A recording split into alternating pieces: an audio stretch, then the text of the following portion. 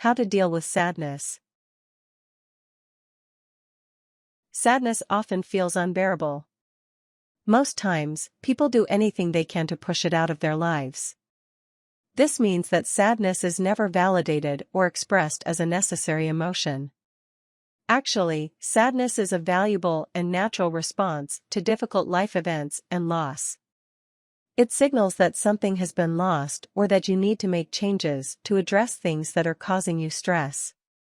Don't try to avoid sadness. Instead, acknowledge it and learn to move beyond it. Part 1: Learning about your sadness. 1. Understand sadness. Sadness is a natural response to loss, including negative or undesirable outcomes. Loss can include many things such as the death of a loved one or the loss of self, identity, or material possessions. Sadness is a normal way to react to the loss. For example, you might feel sad if a good co-worker leaves her job, since you might be losing her friendship too. Another loss leading to sadness could be finding out you did not get into the college you wanted. This could be a sense of loss of the future or desired outcome. 2. Determine your root emotion.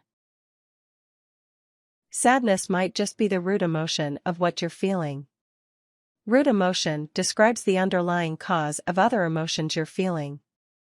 A common example is the person lashing out in anger, but who is actually dealing with sadness.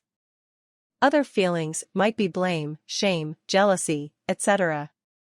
Often these feelings are determined by the type of loss leading to your sadness. For example, you could blame someone for your loss. You might feel ashamed if you blame yourself.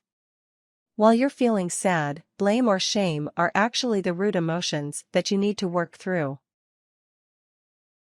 3. Distinguish between sadness and depression. Sadness is not the same as depression, although it may be a symptom of depression. Since the two terms are often incorrectly used, it's important to understand key differences. The following describe the terms and their symptoms. Depression: this is debilitating and not a normal response to a stressor like sadness.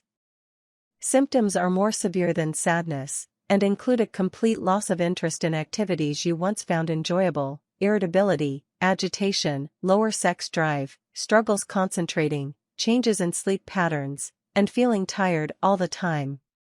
Depression can last for months. Depression requires treatment, because it will often get worse if left untreated. Sadness: this might last moments, hours, or days.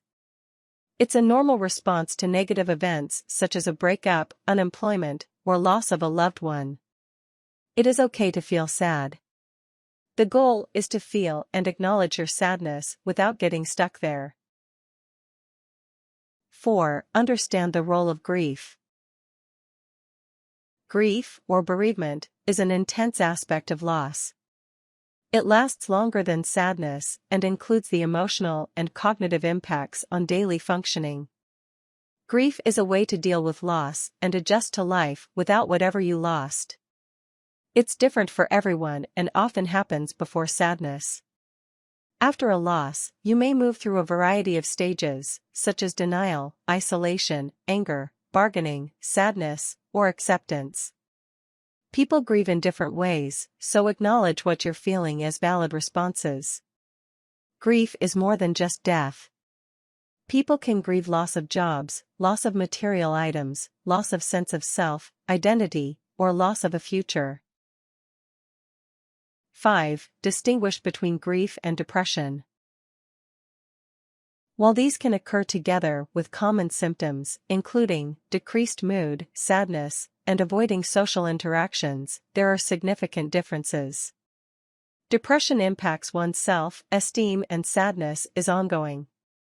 With grief, one doesn't feel worthless or inadequate and the sadness decreases over time.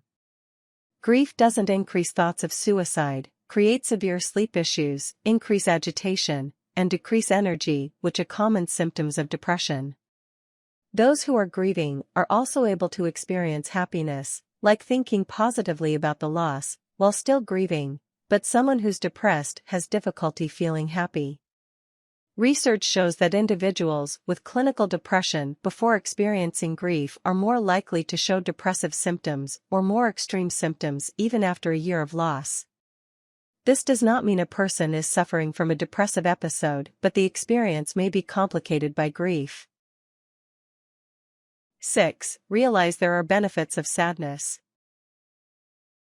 While sadness tells us that you've lost something, it also helps you appreciate the good. Sadness is also a coping mechanism that lets you get support from your community of family and friends. Remember that when someone is sad, family or friends often respond with support and encouragement. Sadness also lets you reevaluate life goals or values to lead to greater enjoyment of life. For example, when you've lost a loved one, you feel sad but also remember the good times you had with the person. Part 2. Moving beyond your sadness. 1. Acknowledge your sadness. Give yourself permission to be sad. Don't feel as though you should just be able to get over it. This can lead to avoidance of sadness, which can deprive you of other experiences, emotions, and opportunities. For example, if you're afraid of being sad, you might avoid trying out for a part in a play or interviewing for a new job because you might not get it. Remember that sadness has a purpose, to remind you that you've lost something or need to make a change. If you are struggling to let yourself be sad, try this exercise: write down or say aloud, "I am sad when." And that is okay. I am allowed to be sad about. 2. Respect your feelings. Don't belittle or downplay your feelings, or let anyone belittle your feelings for you. Remind yourself that you're allowed to feel sad. Keep this in mind if someone's attempt to comfort you is not really helpful and actually minimizes your feelings. Avoid letting someone else tell you how you feel. For example, someone might try to point out the positive of the situation by saying, "Now that you've lost your job, you'll have all this free time." Kindly, but gently correct your friend. You might say, "I know you're trying to make me feel better, but this job was important to me. I need some time to think about what I've lost before I start trying to fill my time." 3. Spend time with friends or people who can relate to your feelings. Call a friend or loved one who you can tell your sad story to. Whether it's just listening to you or talking and distracting you, your friend may be able to help you. When you're with people who you love, they'll try to lift your spirits. It is okay to tell your friend, co-worker, or family member that you are sad and need time to be sad. Although people may have trouble understanding your sadness, your loved ones likely want to help you through it. 4. Express your sadness. Let yourself release your emotions by letting them out. Have you ever had a good cry and felt a lot better afterwards? That's because crying is a physical outlet that allows you to move through emotions. Research suggests that a stress hormone is released through tears. In addition to crying, there are other things you can do to release your sadness. These might include listening to sad music. Research shows that sad music might help when feeling sad. It connects you to your feelings, providing an outlet to help process them. If you are not ready to deal with your feelings, music can provide a distraction till you're ready to process and deal with the sadness.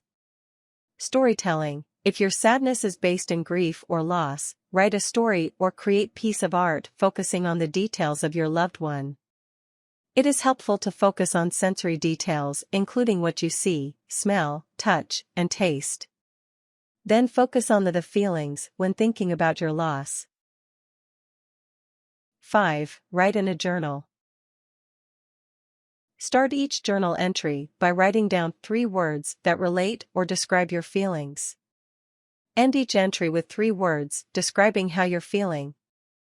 Journaling is more than unstructured writing of feelings, thoughts, and consciousness. Plan on writing for a set amount every day. Set a timer and write for 5 minutes, 10 minutes, or 15 minutes a day, not exceeding 15 minutes at a time. If you have tried releasing your emotions, but are still feeling sad, there could be a good reason. There may be a situation or internal conflict that you need to work through. Journaling is a good way to document and process these issues. Find a journal or type of journal that fits you. You might choose a physical journal, a digital journal, or pre-printed annual journal that tracks your progress over the year. 6. Process your sadness through organization. People process and understand their feelings in different ways. If you're feeling emotionally overwhelmed, try keeping yourself organized. Write a list of your feelings, memories, creative ideas, dreams, and anything else that helps you process your sadness. At the end of each day, check things off the list. Take a few minutes to write down your experience, focusing on hope, pleasure, success, and happiness with your decisions. You can also process and manage your emotions by making a to-do list, calendaring appointments, and planning for the next day. 7. Surround yourself with positive experiences. When you feel sad or overwhelmed by negative emotions, you can forget that you have positive emotions like happy, relaxed, excited, joyous, encouraged, etc. Take a minute to write down and remind yourself of a happy or relaxing memory. Sometimes you just need to remember that you have felt something different to help you feel something positive again. While you can focus on happier memories, you can also spend time in places that are removed from your sadness. Go see a movie or have fun with friends. These can take your mind off your sadness and remind you that you can still enjoy things. Tips. Someone experiencing depression can be diagnosed if they meet the criteria for major depression, including symptoms, severity, length of suffering, and impact on social functioning. This lets someone experiencing more than normal grief seek mental health treatment.